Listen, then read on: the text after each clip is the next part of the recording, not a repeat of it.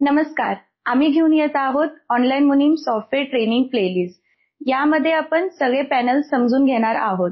So आज आपण सगळ्यात पहिला पॅनल घेणार आहे फॉर्म पॅनल. चला मग सुरुवात करूया. तर आज या व्हिडिओमध्ये आपण ऑनलाईन मुनीम सॉफ्टवेअरमध्ये फॉर्म कसा ॲड करायचा ते बघणार आहोत. तर इथे राईट साईड कॉर्नरला तुम्ही बघाल तर हा फॉर्मचा ऑप्शन आहे. इथे तुम्ही क्लिक कराल तर आपले जे फॉर्मचे डिटेल्स आहेत ते ॲड करण्यासाठी ऑप्शन्स ओपन होतील.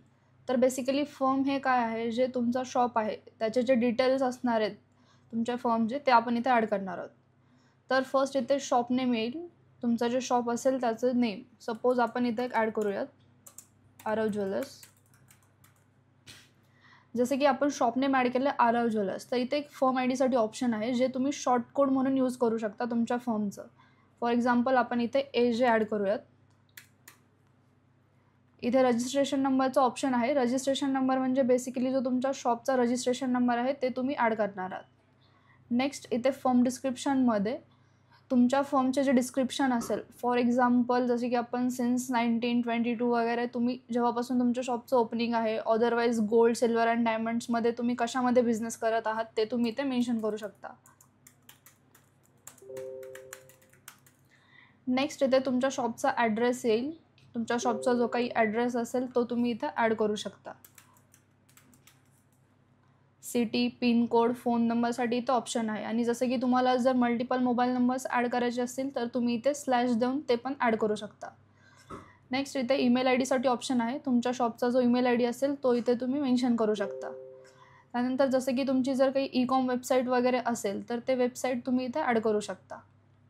नेक्स्ट इथं ऑप्शन येतो माय फर्म्स. याच्यामध्ये ऑप्शन्स आहेत की तुमच्या फर्मचा टाईप कोणता आहे. तुमचा सेल्फ आहे, प्रायव्हेट लिमिटेड आहे, पब्लिक लिमिटेड आहे, ते तुम्ही ऑप्शन इथे सिलेक्ट करू शकता. त्याच्यानंतर नेक्स्ट इथे अदर इन्फो आणि कमेंट्सचं ऑप्शन आहे. त्याच्यामध्ये तुम्हाला जर काही नॅरेशन मेन्शन करायचं असेल तुमच्या शॉपच्या रिगार्डिंग ते तुम्ही ॲड करू शकता. नेक्स्ट इथे एक ऑप्शन आहे जिओ लोकेटेड लॅटिट्यूड म्हणून. जसे की याच्यामध्ये तुम्ही काय करू शकता, तुमचे जे लोकेशन आहे शॉपचे, जे गुगल मॅप्सवरती सर्च केल्यानंतर येते ते तुम्ही इथे त्याची लिंक कॉपी पेस्ट करू शकता. नेक्स्ट इथे व्हॉट्सअप, फेसबुक, इंस्टाग्रामचे तुमचे जे पेजेस असतील त्याचे लिंक्स तुम्ही इथे मेन्शन करू शकता. आणि जसे की हे जे डिटेल्स असणार आहेत हे आपण इनवॉइस जे तुमचं बनणार आहे त्याच्यावरती शो करणार आहोत.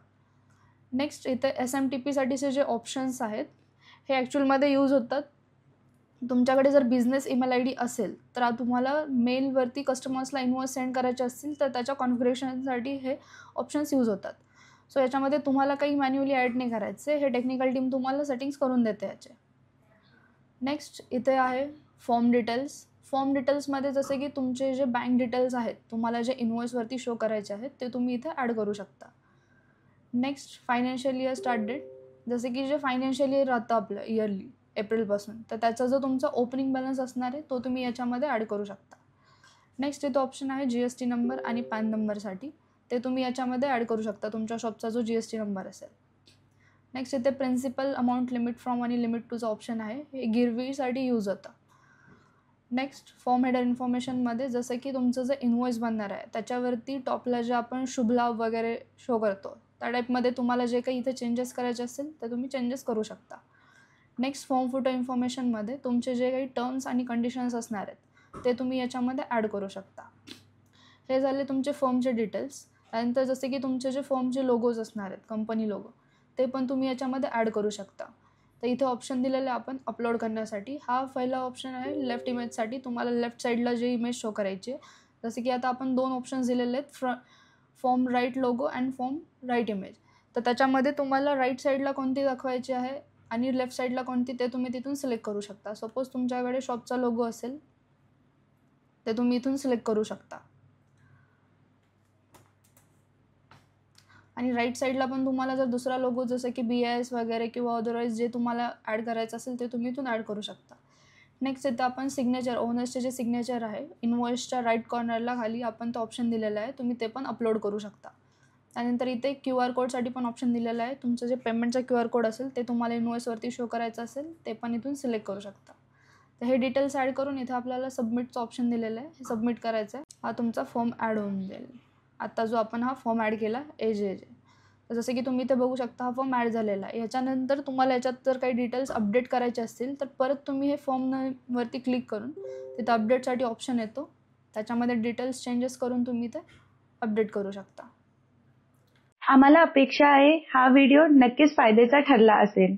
असेच ट्रेनिंग व्हिडिओ बघण्यासाठी आमच्या व्हिडिओला लाईक, कमेंट, शेअर आणि चॅनलला सबस्क्राईब करा. धन्यवाद.